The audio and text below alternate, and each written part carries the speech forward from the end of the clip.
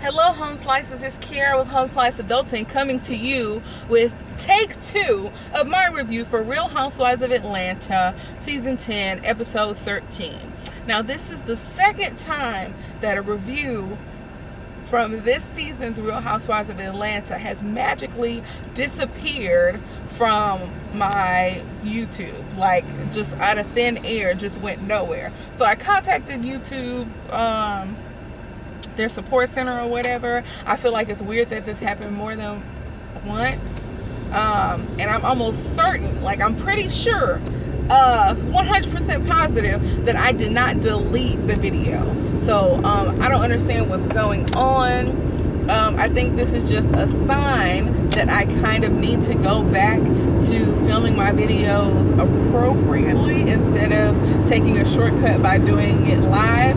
But whatever, you know, there's, you know, not a lesson in everything sometimes. This is just a little bit more convenient for me, but I guess I will get back in front of the camera and do the editing and all that kind of stuff.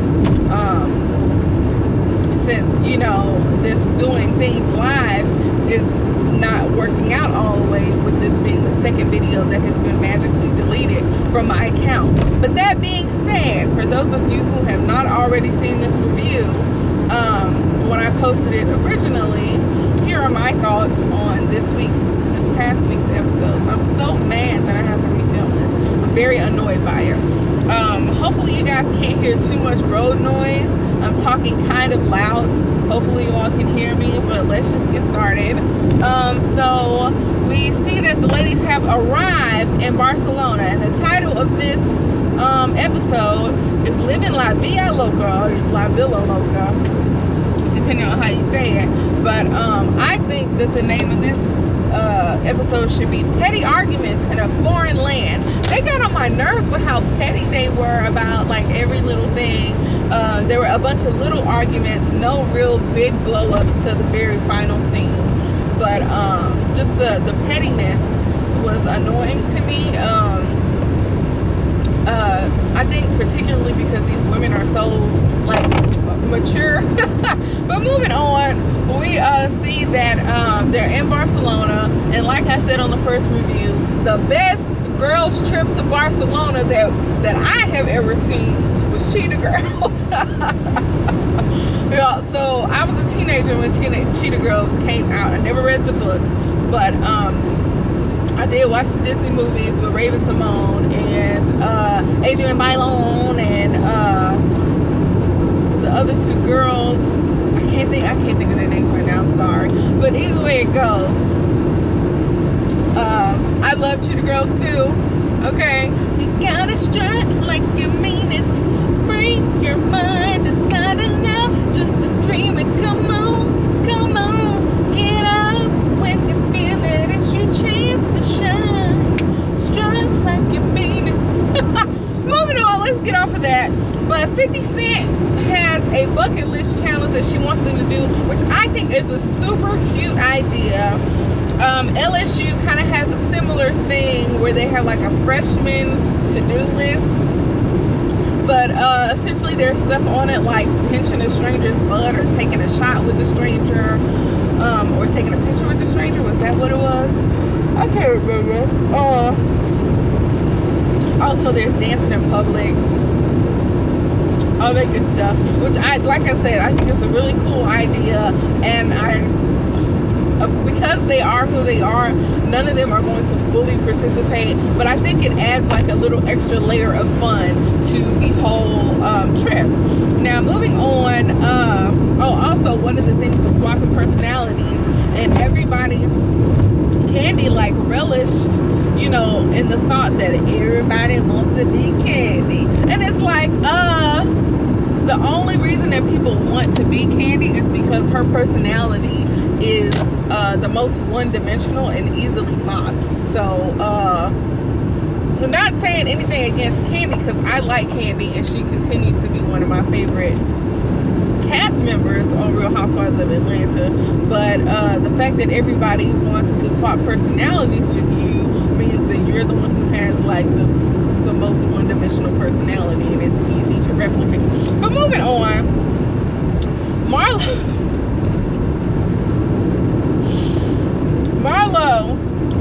teach Kandi etiquette. And Kandi was thinking what we all were thinking. Hey, you can't teach me nothing. You know, who gonna teach an etiquette class when they brought pho to a vegan dinner? I mean, come on. So Kim and Kenya come up because Shamia was out of the loop and was asking, like, are they coming later? And so essentially nobody that we saw talked about why Kenya wasn't there. But Nene felt the need to go in on the reason that Kim wasn't there, and she was going like a little bit harder than necessary, but if y'all remember the last time that we saw that Nene and Kim had an interaction, it went very poorly because Kim accused her of being on drugs, essentially, or prescription drugs. So with that in mind, it kind of makes sense why Nene went so hard, saying that, you know, she's the only person, you know, Nene says that Kim's the only person she knows who has had a stroke, a heart attack, open heart surgery, mesothelioma, a preeclampsia, obesity. I mean, all of the ailments that she has, all of these ailments that God has allowed her to survive, and she still happens to be a negative Nancy. Okay, so you know, Nene, whatever. Nene was just being mean or whatever, but they finally show Eva's confessional look, and her from the neck up, it looks great. I think the hair is too much, like a bundle too much, like it just needs to be lessened a little bit. It was too big for her face to me. I have always liked Eva more when she has short hair, and so seeing her with so much hair was kind of off-putting to me. But and I didn't like her outfit either, so I didn't really like her confessional look. But moving on, it's lunchtime at the hotel, and it's interesting that they have lunch at this hotel when and they claim the hotel is like the best in Spain, but they're not staying there compared to like the Airbnb that Cynthia found for them. So we'll talk about that later. But moving on, they take pictures with this awesome view, and Eva is doing her little model poses, and then Porsha throws some shade at Cynthia and is like, if Eva ever gets a modeling agency, she'll put the Bailey agency out of business. Word on the street is Cynthia not really doing that with the agency anyway, so is it already out of business? I don't know.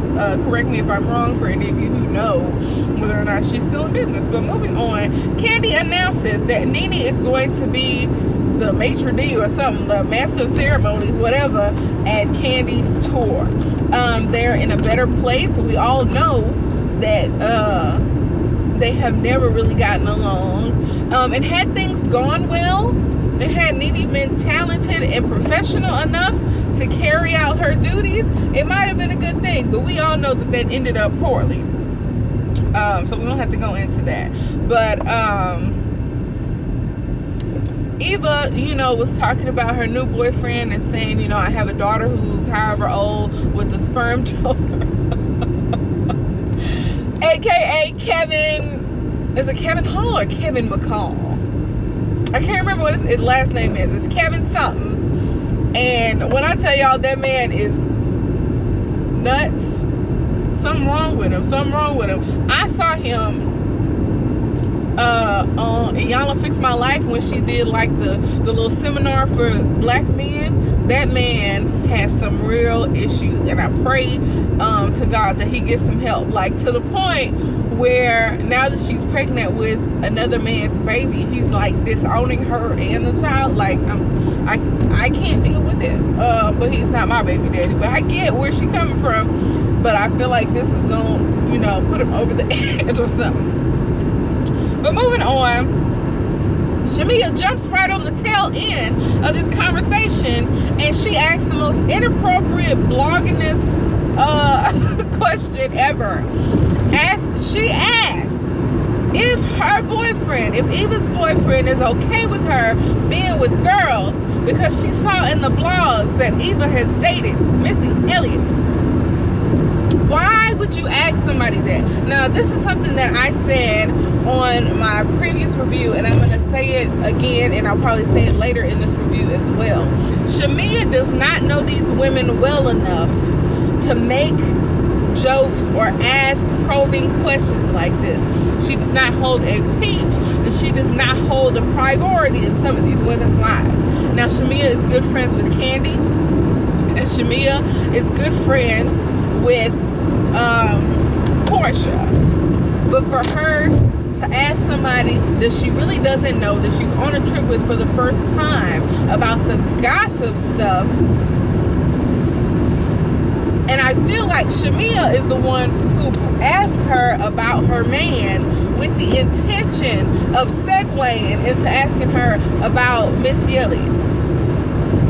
Now, if we think back to some of the things that Shamea has done and said, like the way that she drank the water from Kenya's display hair products, she's just going overboard and overstepping her boundaries with people that don't know her that well. And I think Nene kind of picked up on that and maybe snapped on her later on down the line. We may talk about that a little bit later. But moving on, Eva says, you know, I'm not a lesbian. I've had, you know, little liaisons with women before, dipped my toe in the lady pond, but I'm not a lesbian. I've never dated Missy. And I just thought that was like real nasty of Shamea to do that, particularly because they don't really know each other that way. So they have a bunch of lesbian talk. You know, Cynthia's like, oh, Kandi can get in, basically. You know, they start joking, and Kandi is like, well, if I and Cynthia ever hook up, y'all will know, because Cynthia will defend me the way that she defends Will. Now, as funny as that was to the ladies, I hate that we are still talking about Will. I think that with all the drama that went on revolving Cynthia's relationship with Will, that they probably shouldn't try again as far as their relationship goes. But like, y'all, stop bringing it up. I'm over it. And so this opens the door for the conversation to be had, where Eva apologizes to Cynthia, and Porsha just kind of jumps in, because I think Porsha was trying to be like apologetic as well, saying, you know, she didn't know the impacts or how Cynthia was going to react to what Porsha had to say. Now, here's the problem I had. Cynthia was rude to Porsha, and I did not like that. I know that a lot of the ladies don't see it for Porsha, particularly because of what happened during last season with Kandi. But Cynthia has this thing where she only jumps stupid or jumps fly or like gets rude with Porsha and none of the other girls. Now, mind you, Cynthia had a point when she said that, you know, Porsha and, you know, Cynthia have a history regarding Porsha saying nasty about something, a man that Cynthia is with, and it ended up not being true. And then Cynthia takes it too far. That's the only example you needed to use. It was, you know, Porsha lying or claiming she heard that Peter had been sleeping around with some of the waitresses at Bar 1, which to me is not a far-fetched type of rumor. It's very possible that Porsha could have heard that, and she just used it in as ammunition during an argument. But my issue is when she brought up, like, the way you heard that Kandi was trying to rape you, and that ended up not being true. Now, Kandi didn't say anything, which is good, but why are you bringing up something that has nothing to do with this? You already gave an example about Peter. Why do you need to put 20 on 10 by talking about something that has nothing to do with you? I'm tired of the ladies using what Porsha did to Kandi to justify their treatment of Porsha. I mean, of course, it changes the way you think about somebody, but I can't base my relationship with you based off what you did to somebody else. Like, I can't use what you did to somebody else as ammunition in our relationship when you didn't do that to me. Nobody has that privilege except for Kandi, but everybody is using it as if they do. But I didn't like that. I'm glad Porsha kind of, you know, tried to back Cynthia up off of her, because Cynthia definitely said and confirmed that she would want to know something about any guy that she is dating. And when Porsha said, "Oh, you do?" Cynthia said yes, and she went ahead and told her. And on top of that, the other problem I have is that Porsha didn't offer any new information that anybody else has been saying.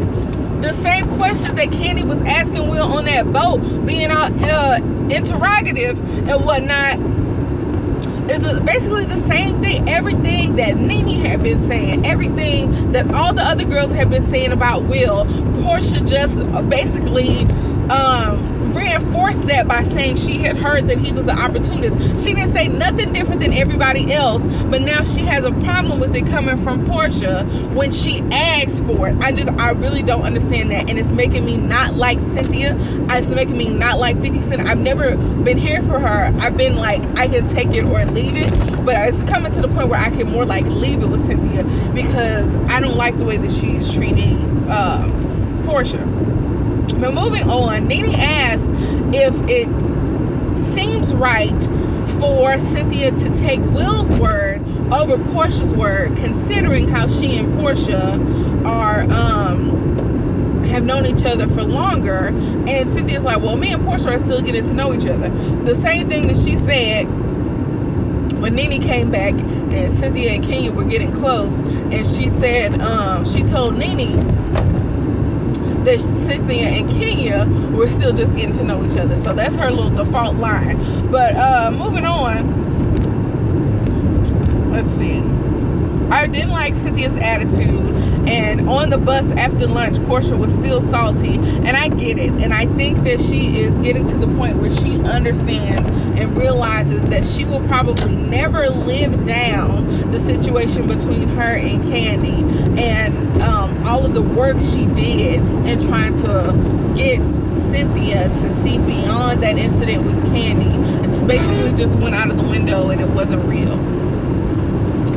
So I kind of feel bad for Porsha. But moving on,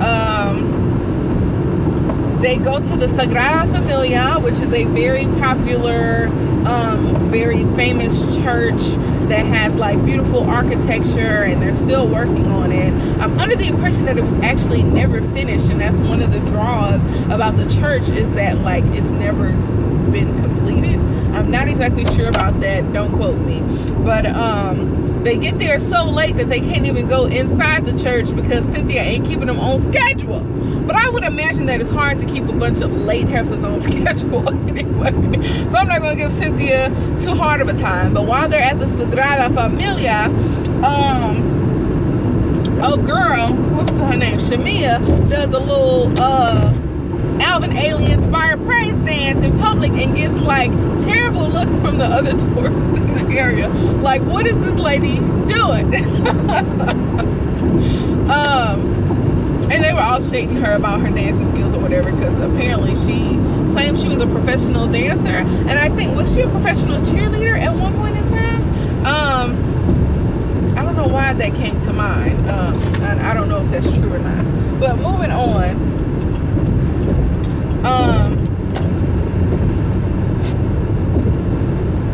So next they go to the villa.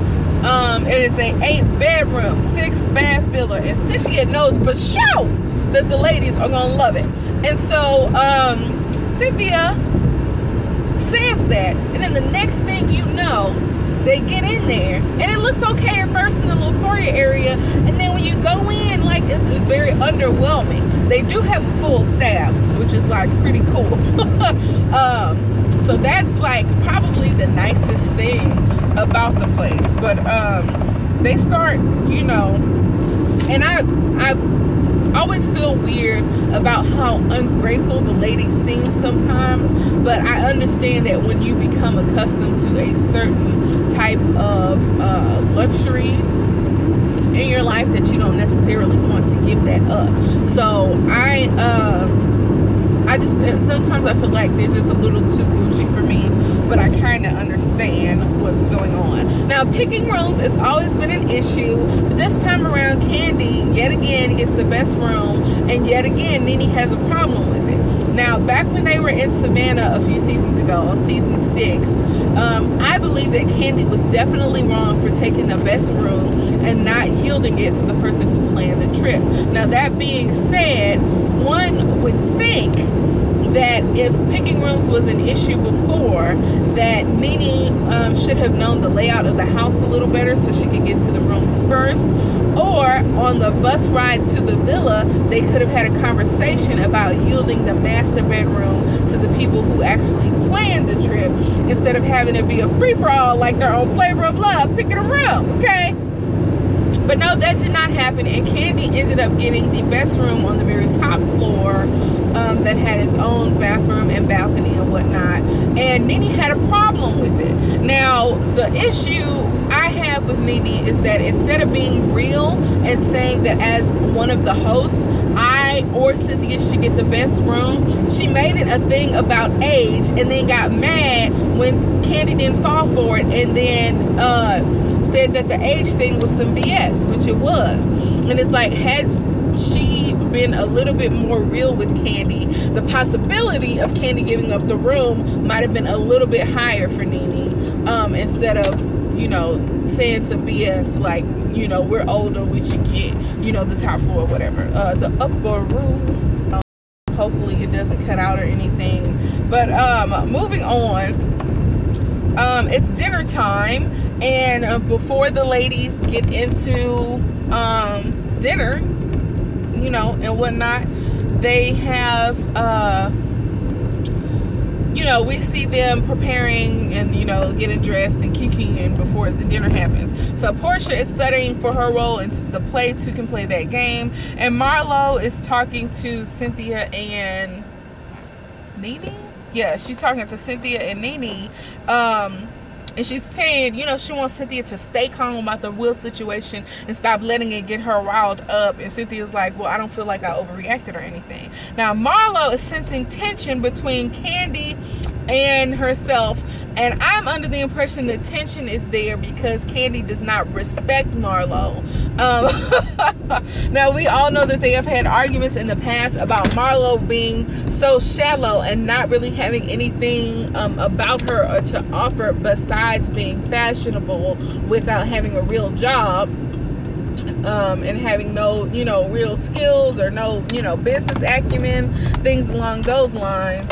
And so I think that Kandi just doesn't respect Marlo, and I think that Marlo just doesn't have any couth or etiquette about her to be respected by Kandi. Now, moving on, Marlo is basically Sheree. No, yeah, we see Sheree calls Kim because she's a bone-carrying biffa, and they tell her, oh, Kenya didn't come, and she was like, oh, I should have came. No, not if you were going to bring Croy on a girls trip. Just think about that. An 8-bedroom house with all of these women, and Croy and Kim stay in one bed to themselves. Whenever they're driving anywhere, Croy has to be on the bus with them, and having a man on a girls trip stops you from having the type of fun that you can have on a girls trip, because the conversation cannot be as free and open as it would have been. But Kim shouldn't have came, and this whole conversation shouldn't have happened, because it's very similar to what happened in South Africa when Sheree carried a bone back to Kim about something that was totally out of context about holding black babies. So anyway, Sheree calls Kim, and Porsha slips up, and I definitely don't think that this was intentional. I just think that Porsha, yeah, I don't think it wasn't intentional. It definitely wasn't intentional on Porsha's part. So Porsha slips up and mentions cancer to Kim, saying, I'm so happy that you overcame it. And Kim is like, what are you talking about? I've never had cancer. They show the playback, so we don't gotta go there. But moving on, Sheree recalls NeNe's spiel correctly, but Kim kind of misconstrues it to mean that NeNe thinks that she's lying about all of her ailments. And NeNe didn't deny that all those things had happened. She had basically just said for all those things to have happened, she's a very negative person. Now, and now finally we see all of the things that come about because of the roaches and everything. So there's a wig and a crown that Marlo placed at the table to represent Kim and Kenya. And we see Marlo and Porsha are going to be the bartenders, and Eva does not drink. So they bring up the age thing again. It's all in kind of fun. And this is the point where Shamea steps over the line again, and Nene has to kind of get her together when she calls them elders, playing off of what Candy said about them being the elders of the group. And Shamea just needs to stop. You know, you don't know these ladies, you don't know some of these ladies well enough to make jokes like that. Now, moving on, I thought it was funny when Candy said that Nene was close to collecting Social Security. And then Nene did a weird drunk prayer about going from 0 to 100.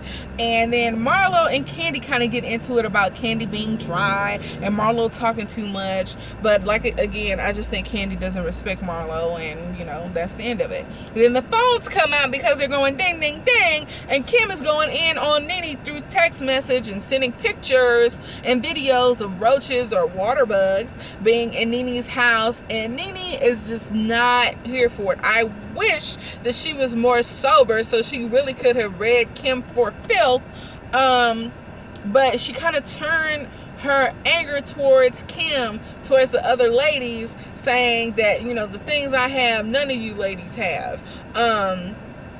You know, none of you all have a pool at your house, which is definitely not true. Candy has an indoor pool, so don't go there.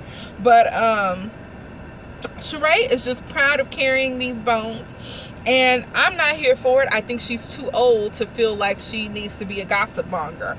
But they talk about the handicap spot, and I'm like, who cares? Who cares? Whatever. And Nene this time says that she doesn't believe that Kim had those ailments. And a lot of people don't believe she's had all those ailments either. And Nene was like, you know, Kim slept around to get where she has gotten, and Nene has worked for it. So, I mean, Kim needs to stay off of this show. The nastiness level on the show increases whenever Kim comes around or is even mentioned. There's just something very nasty and, like, evil about her spirit. Not necessarily evil, I think that's too strong a word, but it's just nasty and negative, and I really don't like it.